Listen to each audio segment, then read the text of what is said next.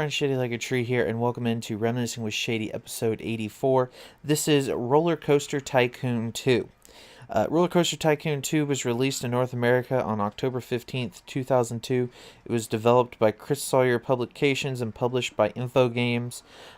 This is the second of a series of, I believe, 5 Rollercoaster Tycoon games. And then, in my opinion, this one is the second best compared to the first Rollercoaster Tycoon. However, I think the first Rollercoaster Tycoon doesn't have the sort of same appeal. There's some added features, but also this doesn't have as much customization as the first one. So Rollercoaster Tycoon, basically the gist of this game is you take a know-nothing park, which you're watching the last 15 minutes of said park. So I've built a majority of what you see here and kind of what you're looking at. There's a huge park. I should have probably zoomed out more and shown more of the park. In this particular level, for instance, you're supposed to take a farm that has, I think, like 2 attractions on it, and it's free, and you're supposed to turn it into, you know, a theme park that meets certain requirements for number of people in the park and also park rating. So what I do is you just add food stalls, you add roller coasters, you add rides, you add other attractions, and you use money revenue from the ticket sales of either the park or the attractions, or a combination of the two, to get people to pay for things in the park, to pay for upgrades and pay for changes. And I've made a lot of changes to this park. You can't really see that right now, but from the very beginning there have been a lot of changes. We've added a couple roller coasters, added a couple car rides, things along those lines have happened. We have a log flume, tons of food, bathrooms, information stands, all the things that I think are necessary for a park like this to have the park like this. Basically, I really like this game. I've just devoted a number of mindless hours into this game. When I recorded this gameplay, I recorded about 4 hours of footage, not even realizing that I was still recording. I was just going from task to task to task. It sort of reminds me a lot of of those games where it's kind of like Minecraft, where there's always something to do in Minecraft. You know, there's always something to do in Roller Coaster Tycoon. There's always this next ride to build, or there's always this shop to fill, or there's always this sidewalk to pave, or there's always this ride that needs fixing, so I need to hire another mechanic, yada yada yada. There's a number of different kind of just features and things that have to be taken care of and have to happen. Guests can die in your park, although it negatively affects your park rating, because when people die, people tend to think ill about your park.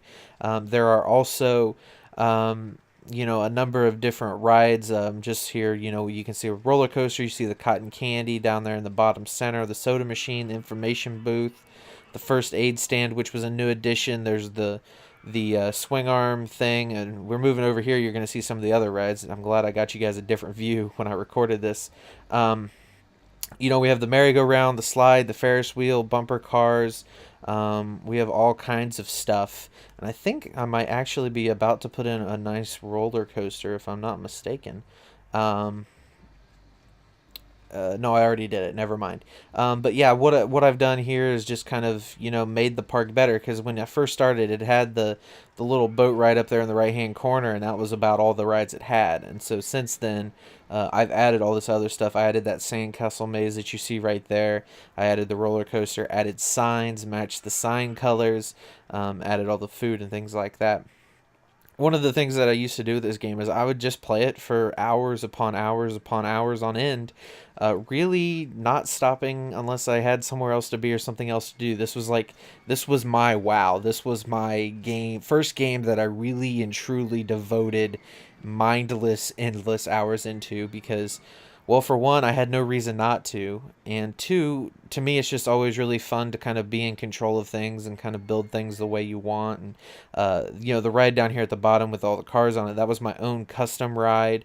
I built that myself, and then as you can see here, I can change the colors of some of the rides if I so choose, and make it look how I want it to look, if that's what I really want. So that's just something to kind of think about and kind of experience, and kind of sets up for you know, the future of the park. And right there I changed the color of the walls because I thought it looked a little bit better and a little less kind of bland. One of the things that makes this park and this game, I guess, kind of interesting and different than the other Roller Coaster Tycoons is that Cedar Point partnered with Roller Coaster Tycoon on this specific game, and so you can actually open up and run your very own Cedar Point parks.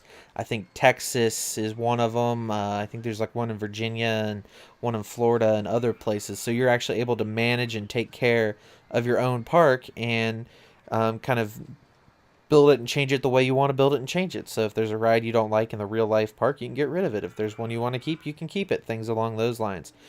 To me, all the different items and customizations and things that you're kind of in control of kind of remind me of a very early game dev tycoon. You know, that game's kind of recent and is kind of following the same model of it gives you tons and tons of options to build your development studio, or in this case, build your theme park. And you can create, you know, all sorts of different things, which is what I've gone and done. And it allows you to kind of play the game over and over and over again as you guys get another look at a different roller coaster that I've built. But it gives you the opportunity to play the same game 1,000, a million different ways. There are all these different parks with all these different objectives and all these different rides and all these different challenges, which is what really keeps me coming back and forth. And what you're seeing right here is you're seeing the financial summary, which shows you kind of what I've spent my money on. It's mostly been on like ride improvements and things like that, but I am still turning a profit each month, despite spending my money on rides, which is helpful. And I do have a small staff, which is supposed to help me clean up the place, but it's not been going well of recently. As you can see, there's some dirt on the sidewalk there. Oh, there goes my handyman cleaning it up. This game isn't too graphic intensive, which is something that's really nice for modern computers. You know, you can give your computer a break from the Mass Effects, from the WoWs, from the modern day AAA franchise that takes so much space and memory. This game requires almost no it has almost no requirements. I mean, this game came out in 2002. I think we were still on like Windows 4 at that point, or we were still probably just getting past Windows XP or whatever it was, Windows 2000. And so it's really fun these days to be able to kind of take a game, as you guys kind of see me zoom out here, and I think you're going to get a nice big, there we go, a nice big view of kind of everything that was going on, even if it was for a split second. But you do also, one of the things I like about this is you have expandable boundaries. You know, you can, on some levels, in some locations, expand your park out. You can get both air rights and full land rights to some parks if you need to build your roller coaster over the air or what have you. Some spots that don't allow that, some do. It just kind of all depends. The way I currently have this park set up is that this park is a park that functions off ticket prices per each individual ride, so people get into the park for free, but they have to pay for entrance tickets to ride any of the rides or buy any of the food or get a map or an umbrella or what have you. And then you can also kind of, on some level, you can create promotions and marketing which will draw people to your park. You can give them a half-price coupon off a ride, or you can give them a free drink or food coupon, and that'll draw people to the park and see it. And right here, you know, here's another thing. I just learned how to build a haunted house, my R&D department, and I'm trying to find a place to put it that's not going to have it in the way. But the R&D department was able to find a way to make it work, and so I'm right here. What I'm working on is building that, making that happen. And you do have to build entrances and exits onto each ride. They do look the same on each level, sadly, but you can do what I'm doing here, and you can create kind of a custom pathway, if you will, to and from where it is. And I like to kind of glump my rides together and kind of strand my walkways kind of within them, like I do right here. I've been known to put a bathroom right outside the exit or something like that, just in case people want to go to the bathroom right there for whatever reason. But I like to use as much space as possible and kind of keep everything crammed together so people don't get lost, because people get lost if you got things too far spread out. I don't really have any fun stories to share, other than I did have a marathon session of this game one time, in which I went from being $10,000 in the hole, and I set kind of a personal goal for myself that before the game crashes. And there is a point where I believe, I don't know if Rollercoaster Tycoon does it, but I know that Rollercoaster Tycoon 2 does. There's a point where the game will kind of overload its own memory and crash. I think it happens around like year 500 or something like that.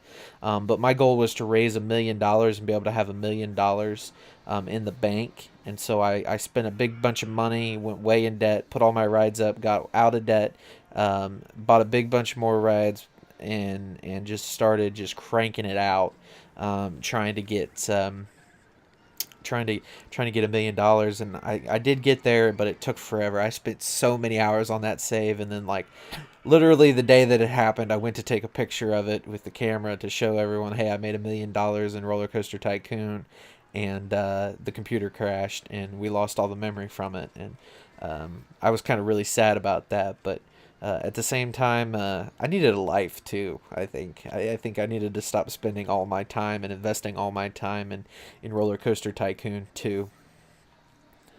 This was also kind of during an era when AIM, AOL Instant Messenger, was really popular, and we had blogs like Zanga.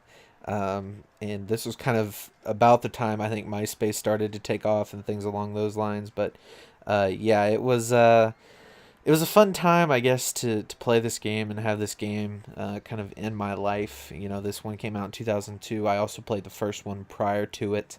And I've played a couple of the others since, but not to the degree that I've played Rollercoaster Tycoon 2, with probably a lot more hours than I'd like to think about or honestly admit to into this game. Anyway, guys, I want to thank you very much for watching this episode of Reminiscing with Shady. This has been Reminiscing with Shady, episode 84. This is Rollercoaster Tycoon 2 on PC. I want to thank you guys again very much for watching. If you like the video, leave me a like. Let me know in the comments what you think. Did you play this game? Did you play any of the other Tycoon games? I know there's like Rollercoaster Tycoon, there's Zoo Tycoon, there's dozens probably. Probably Auto Builder Tycoon, or there's probably Build a Body Tycoon. Who knows?